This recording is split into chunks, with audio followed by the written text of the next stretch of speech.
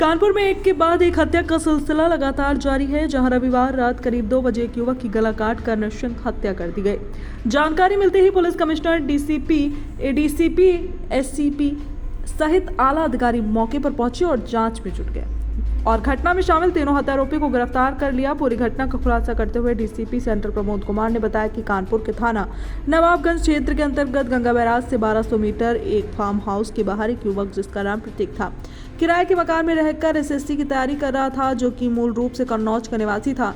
रविवार रात लिफ्ट मांगने के लिए 3 लोग सूरज दिवाकर, अंकुर सैनी और ललित निषाद के संपर्क में आए। तीनों ही नशे की हालत में थे और प्रतीक से झगड़ा करने लगे। मामला इतना बढ़ गया कि इन तीनों ने प्रतीक से पहले मारपीट की, फिर गला रेतने के बाद सिर कुचलकर उसकी हत्या कर दी।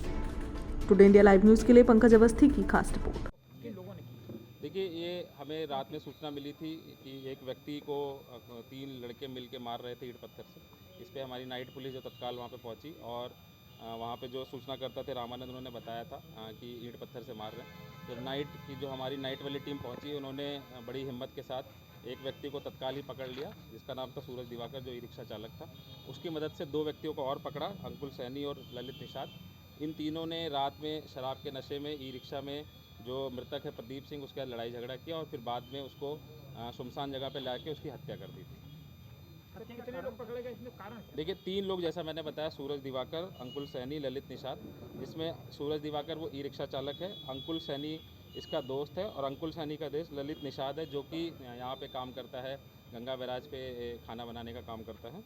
इन तीनों ने ही रात में शराब लगभग 9:30 बजे के आसपास पी और फिर बाद में जो मृतक है उसको अपने ई रिक्शा में बिठाया और काफ़ी देर तक इधर उधर घुमाते रहे, लड़ाई झगड़ा आपस में करते रहे। इसमें एक खास बात ये पता चली कि ललित निषाद का एक व्यक्ति से लड़ाई झगड़ा था, देवा देवा करके, और उसी की रंजिशन में जब इसको पता चला कि ये दोस्त है इसका, तो इन तीनों ने मिलकर उसकी हत्या कर दी।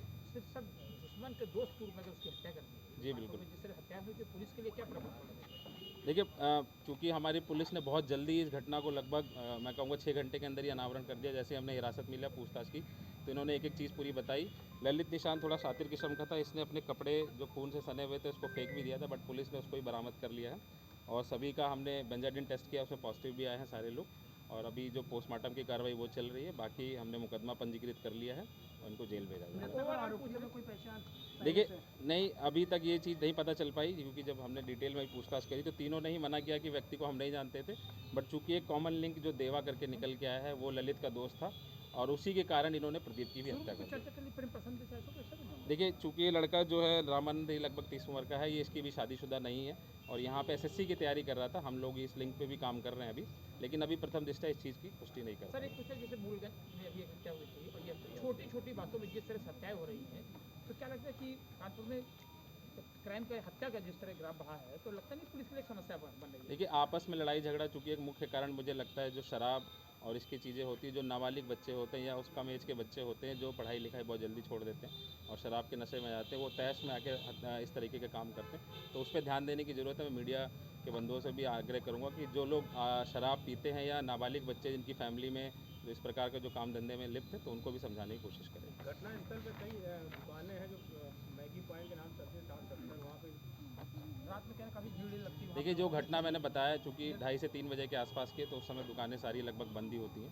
तो दुकानें काफ़ी सारी खुली हुई हैं, वो जिनकी आपस में आसपास खेत है वो लोग अपनी दुकानें चलाते हैं, बट उस समय पे दुकानें सारी ये बंद क्या कहाँ रहती है रिक्शा के तीनों का? हैं। जैसा मैंने बताया, इस व्यक्ति को पकड़ के बिठा के, नहीं, क्योंकि ये तीनों कहाँ जा रहे थे? जैसे ई रिक्शा रोका आपने, दिखाया? हाँ, ये 3 लोग आपस में जिन्होंने प्लान किया था कि शराब पियेंगे, शराब पीने के बाद घूमने का प्लान था, तो ये आपस में घूम रहे थे, तभी ये प्रदीप इसको मिला और इसको बताया कि हमें वहाँ छोड़ देना।